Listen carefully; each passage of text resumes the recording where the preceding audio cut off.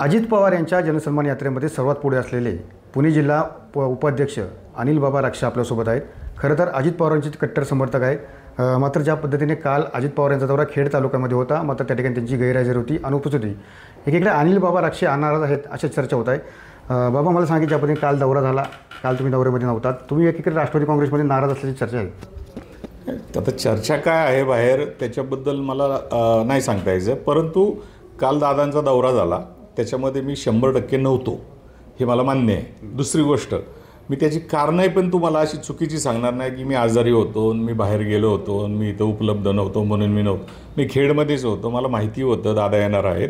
परंतु काही गोष्टी आहेत ज्या मी अजितदादांशी बोलल्याच्या नंतर त्याचा सगळ्या गोष्टींचा खुलासा मला करता येईल. एक. दुसरी गोष्ट, आता काही चर्चा अशा पण आहेत की दादांनी डिक्लेरेशन त्यांच्या आमदारकीच्या विधानसभेच्या तिकिटाचं केलं म्हणून मी नाराज आहे. तर ठीक आहे, तेही कारण असू शकतं समजा, परंतु त्याला अनेक कांगोरे आहेत आणि त्याच्यापैकी ते असावं अर्थात.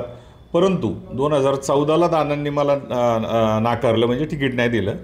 17ला मला जिल्हा परिषदचं तिकीट नाकारलं, 2 वेळा विद्यमान सदस्य असतानाही.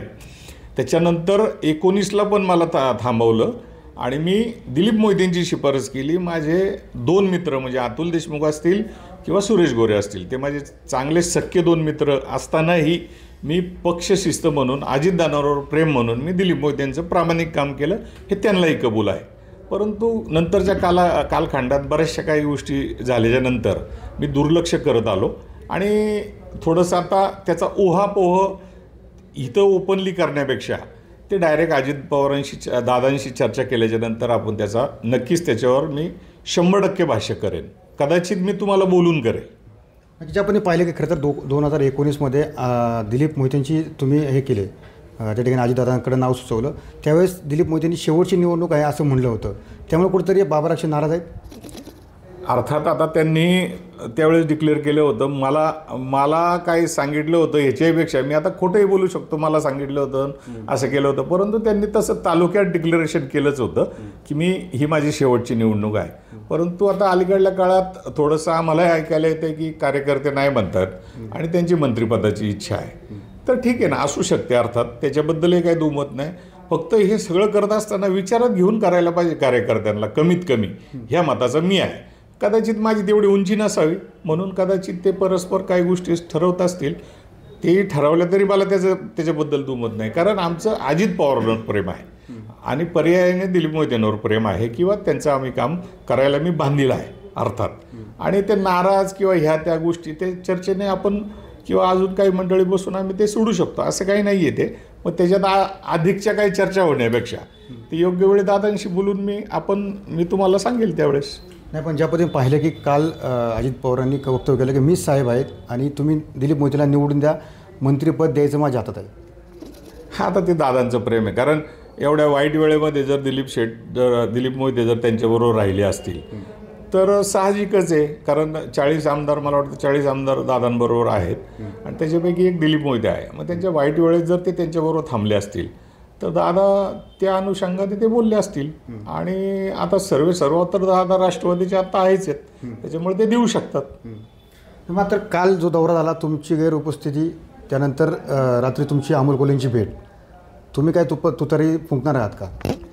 आता खरं सांगायचं म्हणजे ना, अमोल कोल्हे म्हणजे मी संभाजीराजे म्हणून मी त्यांच्याकडे पाहतो मुळात, एक गोष्ट. दुसरी गोष्ट, ते मला दाजी म्हणतात.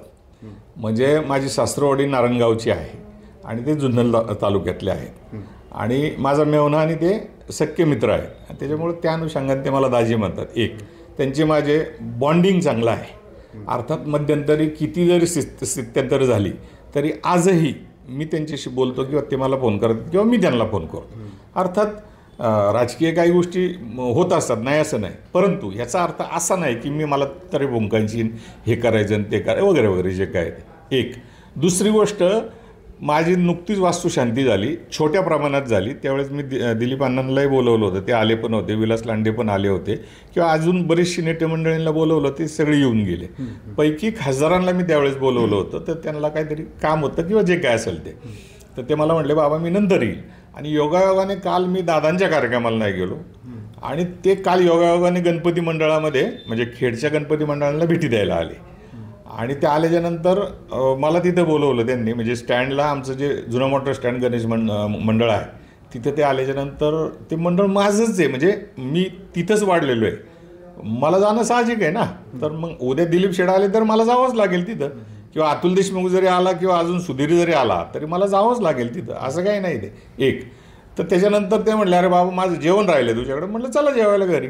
मग आम्ही घरी आलो, जेवलो आणि त्या टी व्हीमध्ये मी पाहतोय की त्या बातमीमध्ये आम्ही दोघंच बोलताना दिसतोय.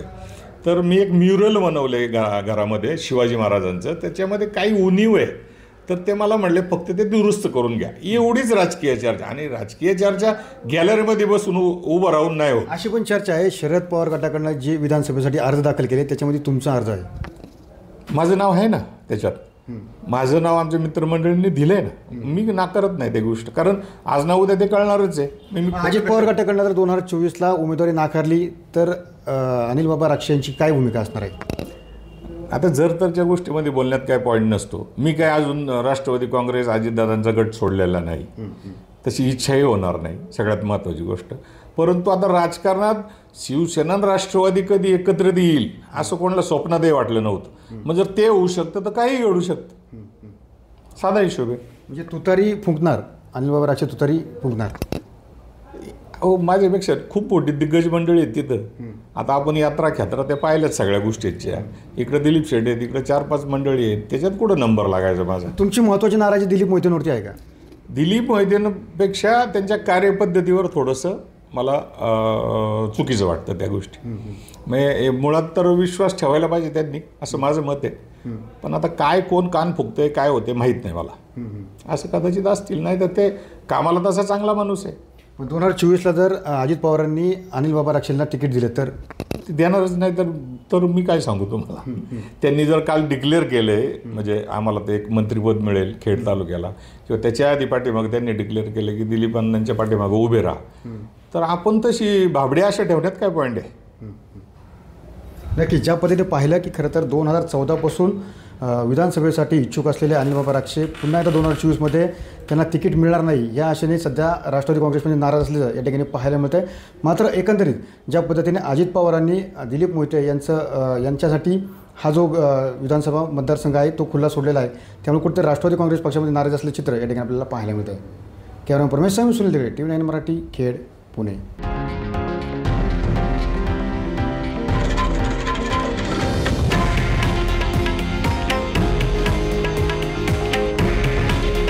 हे आहे देशातील नंबर 1 न्यूज नेटवर्क आणि आपण पाहत आहात TV9 मराठी.